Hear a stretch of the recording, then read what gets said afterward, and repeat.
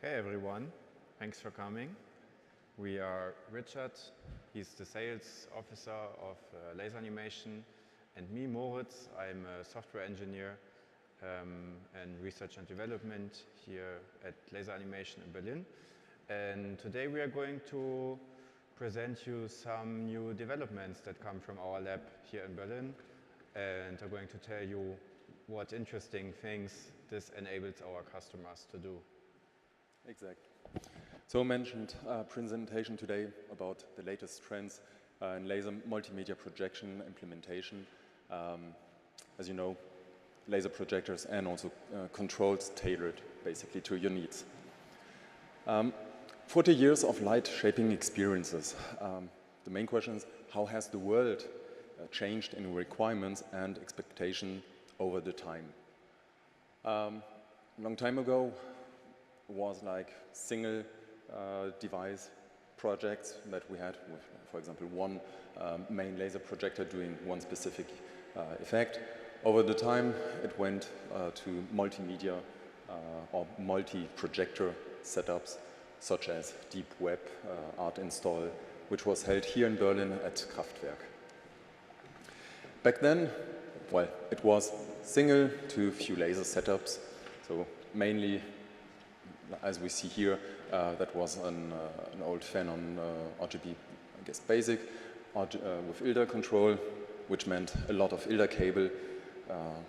And nowadays, we are talking about large or massive synchronized productions with 100 to up to 1,000 devices, or even more.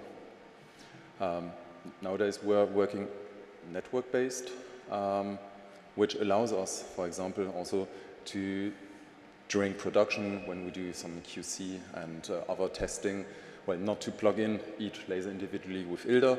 Nowadays, it's really easy. One network cable, and you can control them all. So these were pictures, batches of 32 units that we had to test during manufacturing. On the other hand, we see also what the new network setups is, mainly based with network switches and more. Increasing real-world complexity requires also a couple new tools, and we are here to build and continuously evolve these.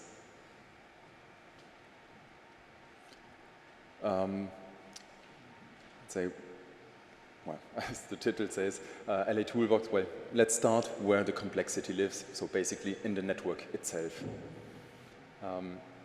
Here we have a screen from our LA Toolbox, which is basically our way to manage complex networks of laser projectors. Yeah, and we are just going to switch over now to demonstrate you some new things of the new LA Toolbox. Yeah. So here you can see LA Toolbox. It's running on this Mac Mini, which is connecting to the network in this room, where we have all the AVB-capable laser animation and RTI devices hanging. And yeah, it detects the devices in the network. You can drag them in. You can make AVB connections from talkers to listeners by just visually dragging a cable. Some of you might already be using this principle. And we have now even evolved this kind of features. So when you have hundreds or even thousands of devices, even this can become challenging to manage. So for example, we have introduced a new find device dialog where you get all the devices listed in a table with different properties. You can search in this, for example, if I want to find all the projectors that say are on the left side, as their name says, I can just type in name, left, and click enter. And then I see all these devices with their states. Also, there's a display for which laser disable buttons there are in here, and also with their states and everything. Also for configuring multiple devices at once, we have now introduced a new view, which is called the Property Inspector. And there, when I click a device, I can see all the settings of it, opposed to this old view where you could only configure one device at once. I can now select multiple devices, and now I'm controlling all of these devices at once. So for example, at the moment these are in standby, I can now start the devices. You can see they are starting. And now I can pull up the power. You see I'm controlling both of them at once. And I can now do things like, for example, change the projection around and yeah, basically configure all the things that you're already used to doing with the toolbox, but with multiple devices at once. And now we can also group these together and hide them. So now we have this group of these lasers. Again, when I click it here, I can change some settings of these at once. I can give the group a name, or I can open it and view the devices. I can also do connections with this group. And yeah, you see this, and now you see also that this connection doesn't happen. And that's because we are adapting a new AVB standard called Milan. And these devices, they have a special firmware which is using this Milan AVB standard. It's just that my talker right now is configured with the wrong format. And this new Milan standard offers a much improved connection establishment. And in the toolbox, you can also see now you get some counters to know, like when a connection couldn't be established, to know what's going on. So that should help handling AVB much easier, and that's an ongoing implementation. We have it in some devices for some projects already, and it's going on. Yeah, but sometimes maybe, can you switch back?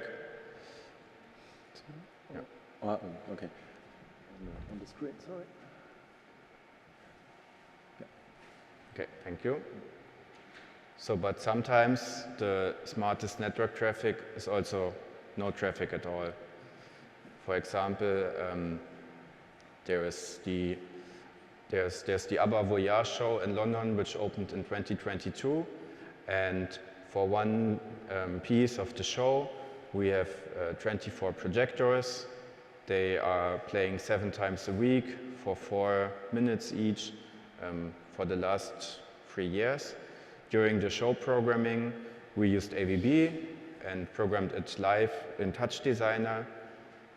And now for running the show, we have recorded the show in the end, put it to the SD card, and are now just triggering it by a net timecode signal. Before it, the AVB for 24 devices was taking up about 30%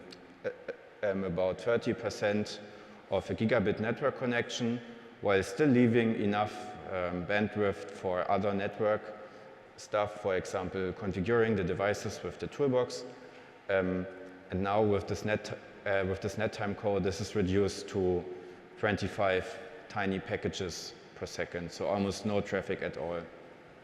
And that has reduced the complexity during the show running a lot, because they don't have to care about AVB, and they don't have to run a PC with Touch Designer on it. It's all coming from the SD cards and from the projectors that are handling it on their own. We have small converter boxes that convert from the LTC audio timecode that comes from the desk to our network timecode We have 2 pieces of them as a backup. And so even if their PC with the toolbox wouldn't be running, the show could still go on. And you might ask yourself, how precise can this little nettime code be? Aren't there any disadvantages to this? But the next example shows that this is still very precise. Exact. So for example, that was one project where LaserAnimation was involved as manufacturer supplier with some special polarized or 3D laser projectors where we had 2 Phanon, one for the left, one for the right eye. And the main challenge was here the subframe synchronization. Everyone who might have worked with 3D stereoscopic effect knows it has to be frame accurate. If there's any inaccuracy, that 3D stereoscopic effect in your brain simply vanishes and isn't working for that. And for this, Maurice will provide some more input. We developed a special tool to make sure it's working. Yeah, so the challenge here is definitely to synchronize the playback of the 2 projectors precisely. And so we are also using the nettime code. And this nettime code signal is just a normal, it's just normal network traffic. It's not AVB. And of course, these packages, they can be subject to network jitter, or single packages could be lost. So what we did is we implemented the special clock synchronization in the devices for the SD card playback. So when we have 2 devices, like 2 Phanon accurates being triggered by timecode, we achieve a synchronicity between those devices, which is below 10 milliseconds. And for that, we also developed a special test pattern that you can play on 2 devices. And this test pattern visualizes the subframe drift between these devices by cleverly using persistence of vision effect that humans have in their vision. And maybe you can play the video here.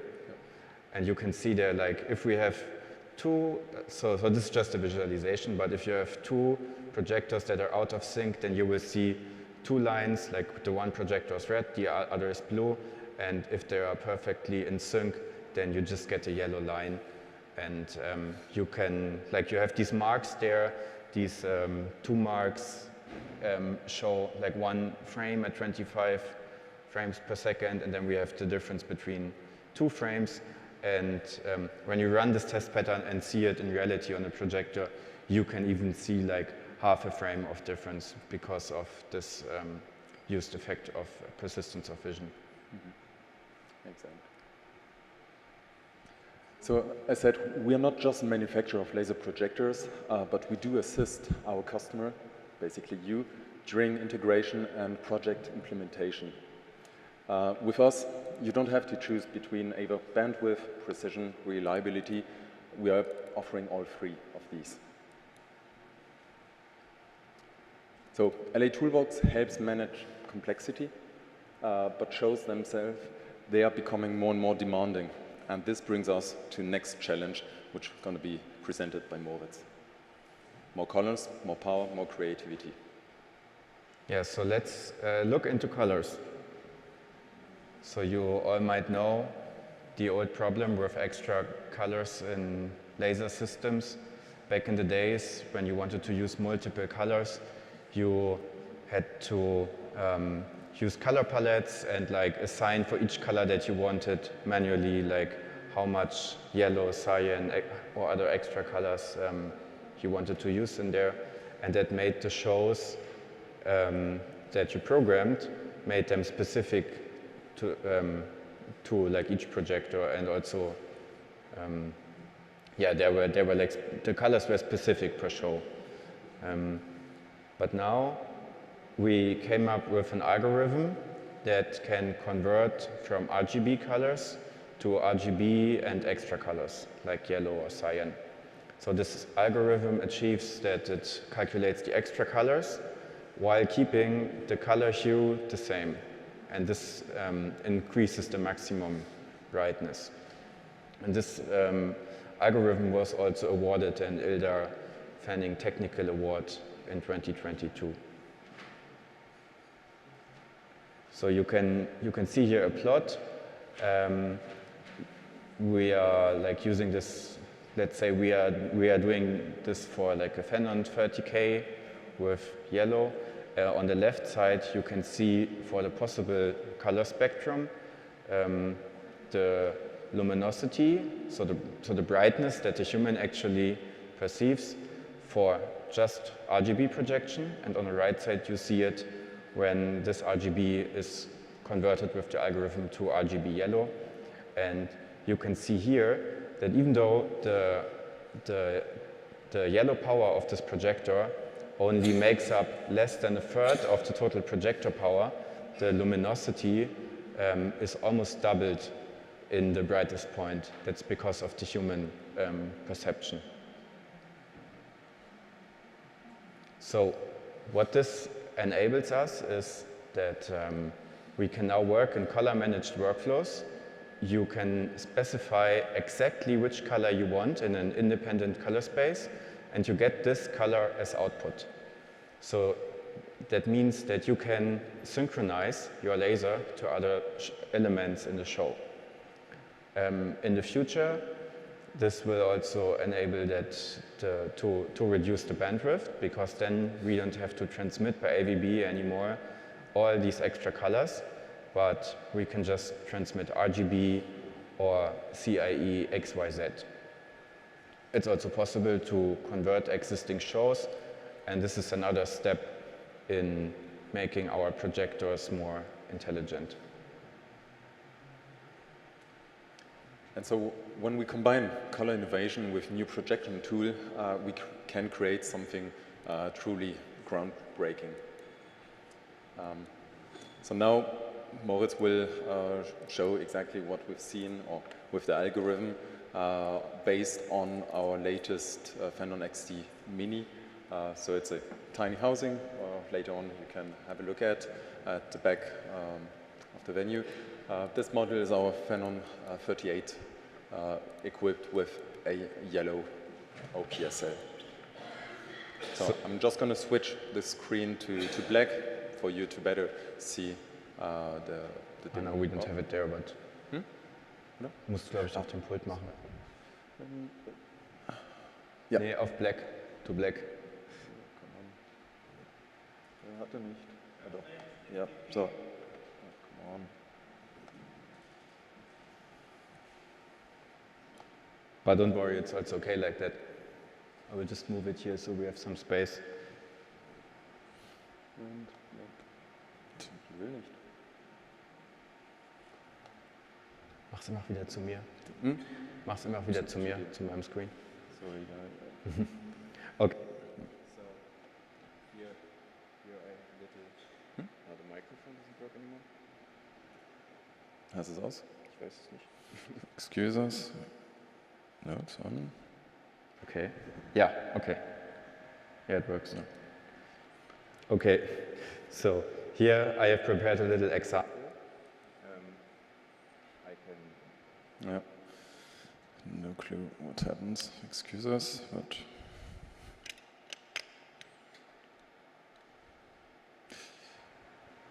Showing full battery, but then stopping to work. Okay, let's just try. So here I have an example. No. Yeah. Then let's do this way. Does it work? Ja, weiter. Ja? Lauter. Lauter? Okay. Weiß ich nicht. Ist es vielleicht nicht an? Doch, ich muss lauter Doch. sprechen. Okay, alles klar. All right. So here I have prepared a little example where I have a color picker here, and I can choose the color of the circle, and in the middle it will visualize like how much of each laser light source is used. So I can go around here, go through the different colors, and you see how it goes through the different diodes. And now when I'm at yellow, I can now turn on the calculation of the yellow channel. And you see we get a brighter image. And when I go through these colors, it's automatically calculated as needed. And as I mentioned, it's also possible to apply this to existing shows. So here I have some historic show playing at the moment without yellow. And when I turn on the yellow, let's maybe wait for, I'm turning it on and off now. You can see now it becomes much brighter and the color just stays the same. Yeah, and at the moment we have this running in Touch Designer. We will tell you a bit more about it, and as a test that you can also test already, and it will be implemented in the firmware soon. So, but what if color wasn't the only dimension that you could control dynamically? So basically, as we did show it yesterday on the first presentation about AVB and Laser Chop, LaserAnimation Sollinger is proud to present you our LA brush, which is basically a new lens innovation which can dynamically alter the beam divergence, offering you brush-like effects for RGB.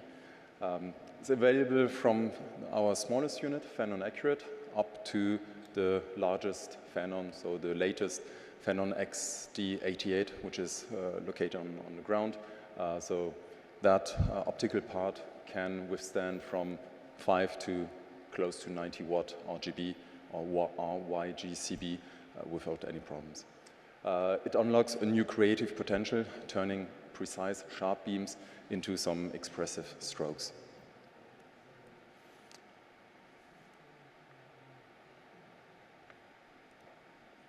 So here's an example based on a Phanon Accurate, so a Phanon Accurate 10, with the LA brush being installed inside the unit.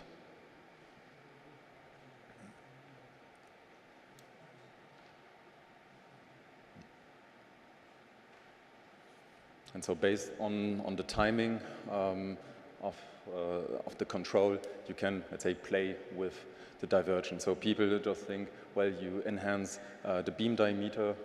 We are not playing with the beam diameter itself. It still has to fit on the small CT scanner mirrors, but we're playing with the divergence. As you can see here, it can also be altered quite dynamically, so offering on the same frame or same animation both sharp and, I would say, brushed beams. Willst du noch etwas? No? Okay. Perfect.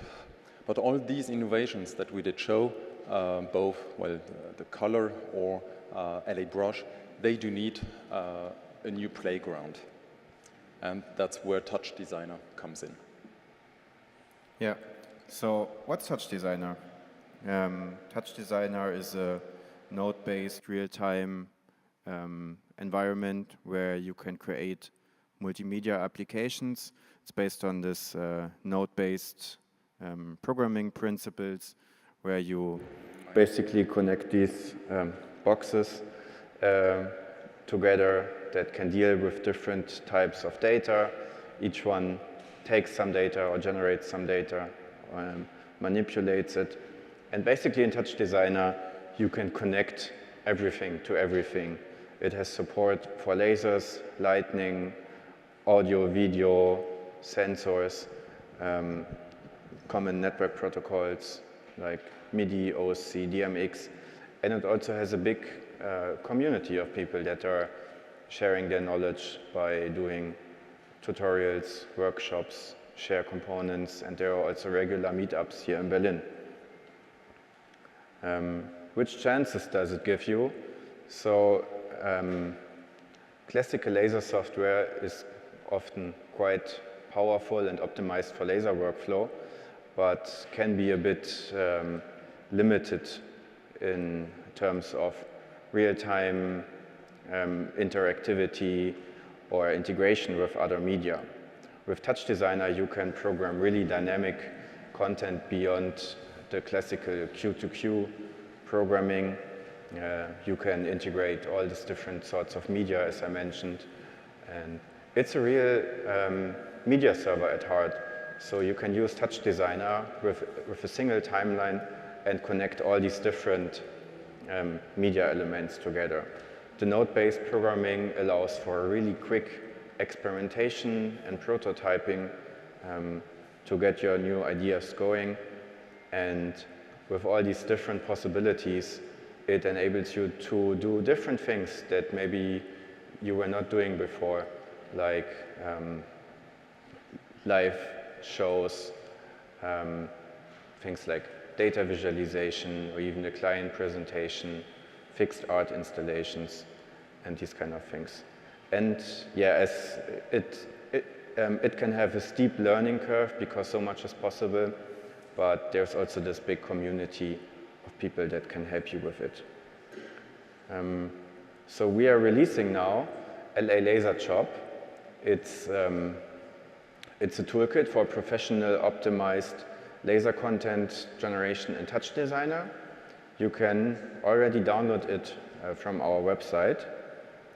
And LA Laser Chop is at the core an optimized plugin for Touch Designer that can generate the laser signals from the vector geometry you create in Touch Designer in a smart way so that you don't have to optimize things by hand, but the output you get to your laser, you get like precisely the shapes that you design in Touch Designer. You can get them to your laser without knowing all the little parameter tweaks.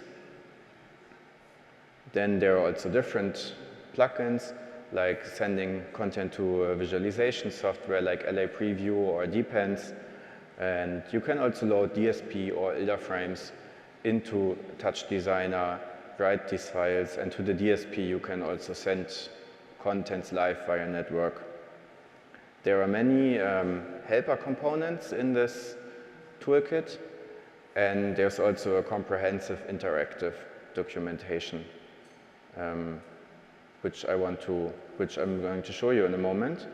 LA Laser Chop is licensed flexibly on the numbers of lasers you want to use, and there's also a demo mode available where you can try it with one laser. And we are going to sell it at shop.laseranimation.com. The shop is already online. We are still figuring out some last things, but you can already check it out. And as I mentioned, just use the demo mode. Otherwise, you can also contact us if you need a license earlier. Yeah, and I want to show you a few things with it now. Can you switch me over?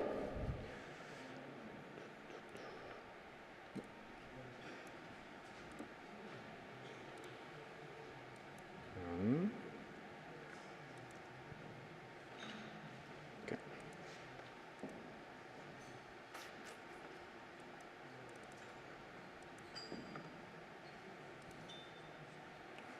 Okay. Okay. Yeah. So as I mentioned, Touch Designer is based on the principle of node-based programming. That means that you take different kinds of operators and you can connect them together. You can see it like a signal flowing through some network. For example, here we have the laser chop, and this laser chop takes some vector geometry. For example, here's a circle, and it converts it into an audio signal that you can then output to your AVB sound card and then send it over network to your laser projectors. Yeah, so in the past, so now you can easily generate shapes different shapes with different operators in Touch Designer.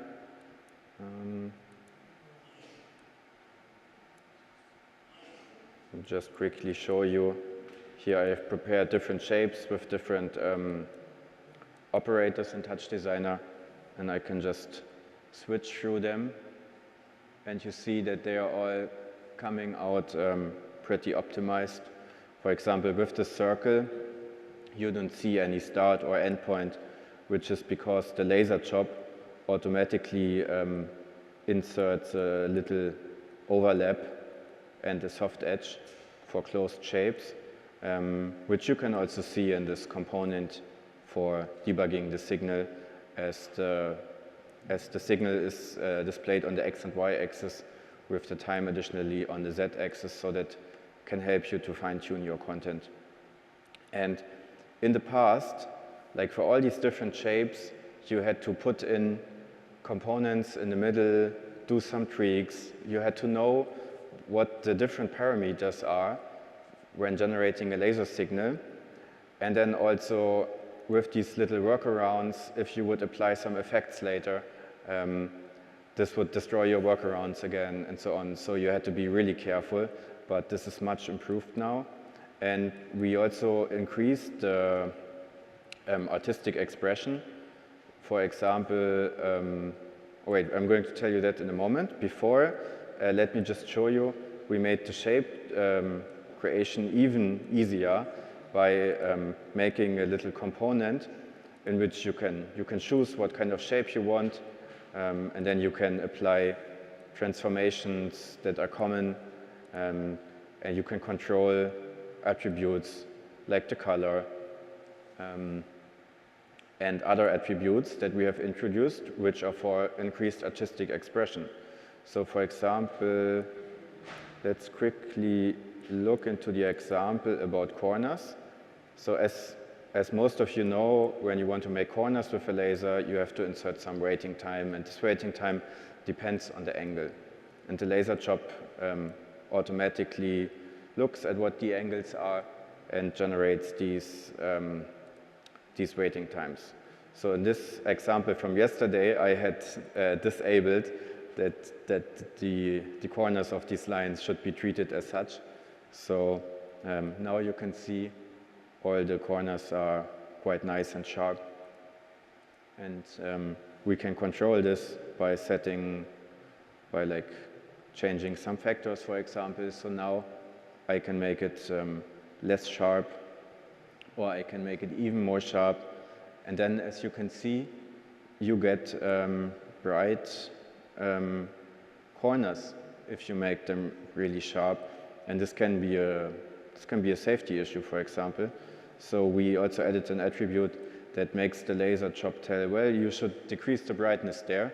And then you can see these corners stay sharp, but they become much less bright.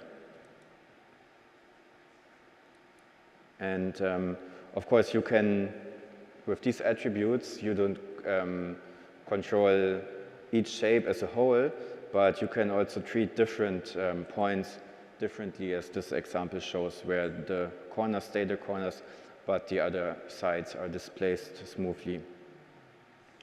Then we have also implemented many special features that are specific to our products. For example, the support for the LA brush.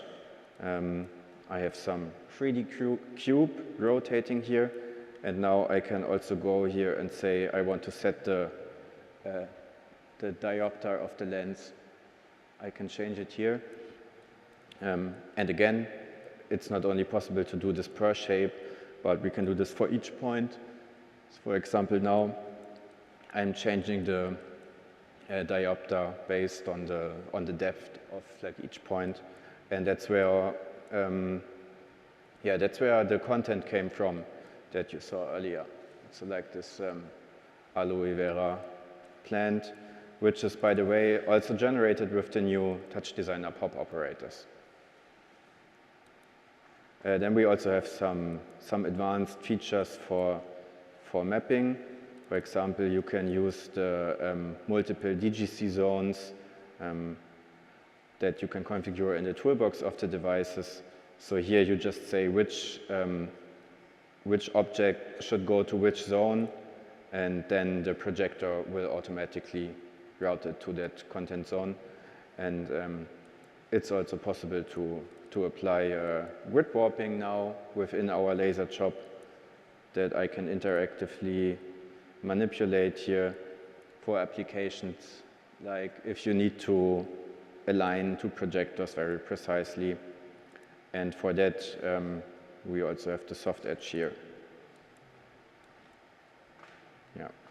And in the end, of course, you can record this to AIF and send it to the SD card. And then in the end, if you have a show where this is possible, don't even have to tinker around with AVB or Touch Designer anymore. This is what our new toolkit enables you. So as mentioned, this one not so loud. As mentioned yesterday, that's the main idea of having normalized content and transferring most of the intelligence and that real-time processing into our units, just for them basically to do the work. So. And actually there's also another interesting new choice of software that you can use. It's Liberation. It's a new development by Seb Lee in UK, and it's a modern optimized software for use with many laser projectors, and it has a really broad range of abstraction. So you can use the pre-made cues, make some live performance with it, or make some timecode show, but you can also go into these cues and program these in a node-based way if you need more control. And there is a beta version of Liberation currently where you can use it with AVB and our devices. And there are definitely more things to come there. But with great creative freedom comes also great responsibility to hardware. The challenge that we have is that if we allow our units to receive content from any source, means we have no control of what they will get.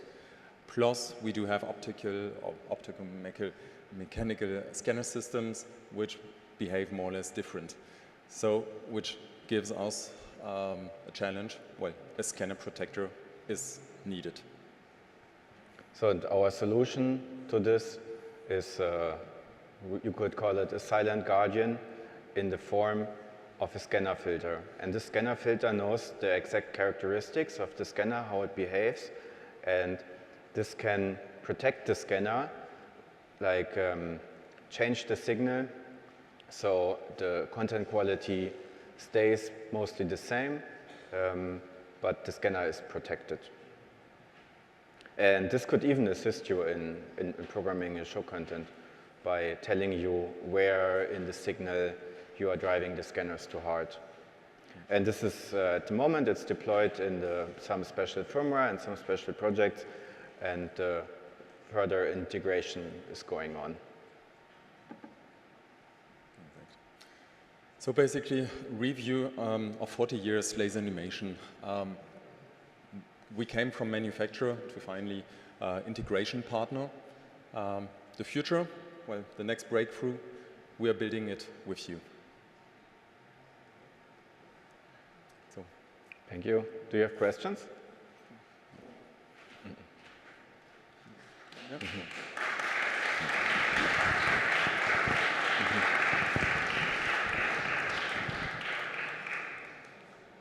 Yeah, Sean?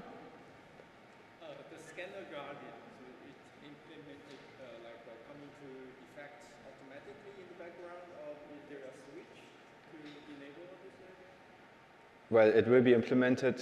It's implemented in the firmware of the projector, and there's also probably an option where you can choose like how much it should be applied. So it can be disabled. It could be disabled. Yeah. And for the laser chop, you mentioned chop, but chop is just one node in touch design. So basically, I think the laser chop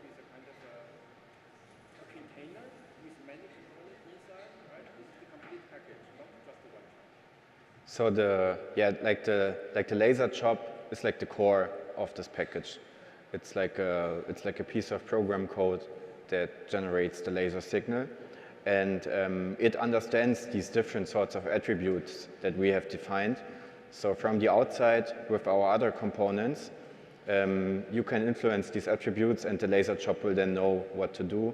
And also the components that we provide with it, they automatically set the attributes, so you get the, for example, depending per shape, so that you get the correct output. Yeah, so for the complete package, you include the drop and also the geometric generators.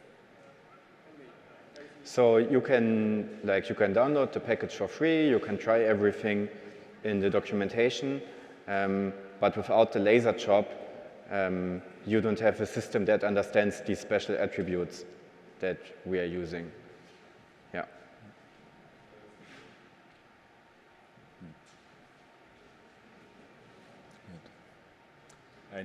Any further questions? Yeah.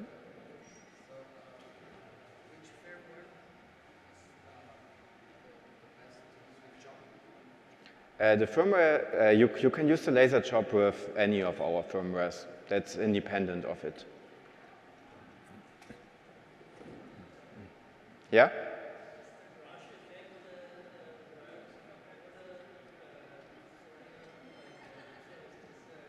Yeah, no. Basically, it's not a software. It's a hardware add-on, which is exclusively available on our units. Basically, it's our development, which also interact with our main board software solutions. So it needs, well, it's something you can have from Phenon Accurate up to a big Phenon XD, but it's not something which would be available to add as a external component to some other devices, unfortunately. Yeah? Oh.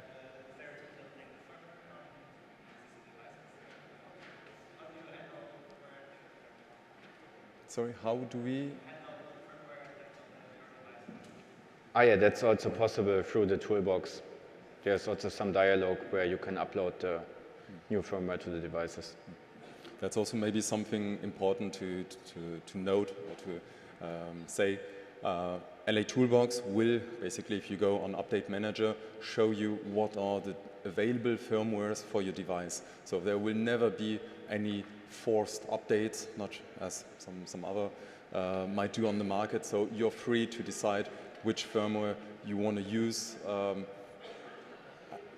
Let's say with Michael, also for special artistic installs, we designed some special firmwares. So it's up to you to finally select the right firmware. Yeah?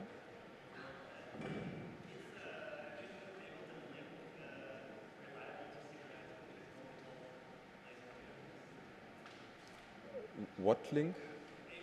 Ableton. Well, I guess you could use Ableton Link with Touch Designer. It's up to your content generation, mostly. But it would also be possible to, I guess, to like write some script that converts from Ableton Link to our network timecode protocol for synchronization, for example.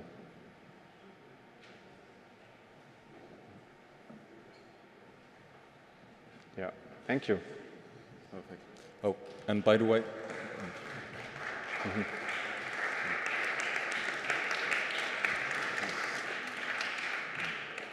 so should you have questions later on, feel free also to sending over to Moritz or myself an email.